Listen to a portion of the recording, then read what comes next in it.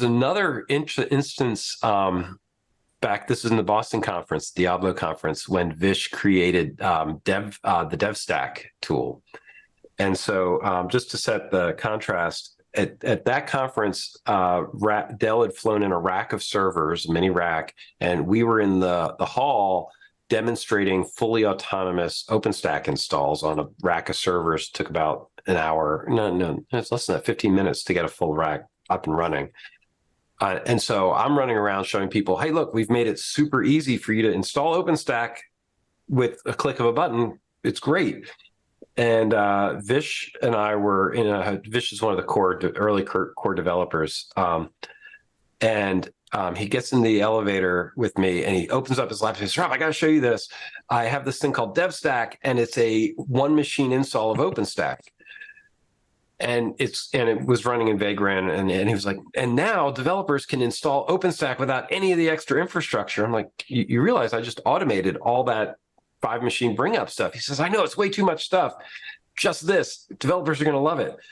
And I was like, Vish, developers are never going to hit the networking and cross machine issues that OpenStack is going to need to get right if you give them a single machine install of OpenStack.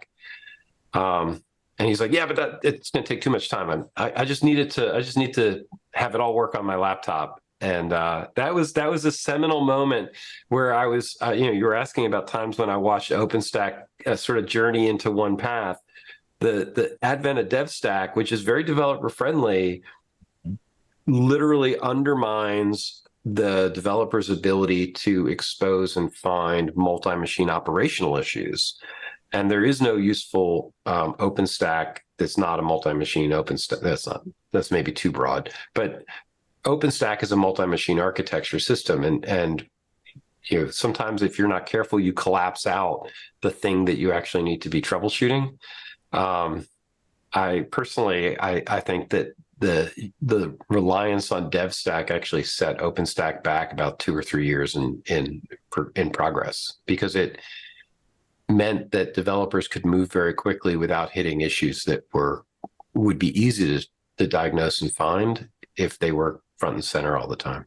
This is true of any project you build, but if you build something that hides what most of your users are going to be stumbling on, then you've made it much harder for you to connect to those users, right? You've separated those concerns in ways that don't necessarily help you.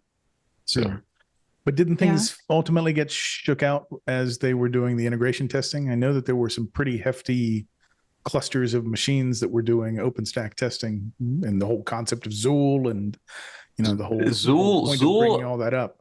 Up until Zool's most of Zool's lifetime, before I became less and inactive, was still doing DevStack installs. So Zool was doing tons, hundreds of integrations every day, thousands of integrations every day, but against DevStack as the integration point.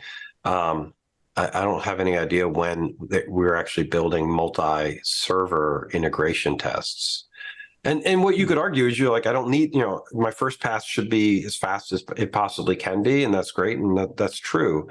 But there's issues that only surface when you've got a multi-machine test environment. And they're much harder to set up and validate, and there's a whole layer of building those environments and making them go.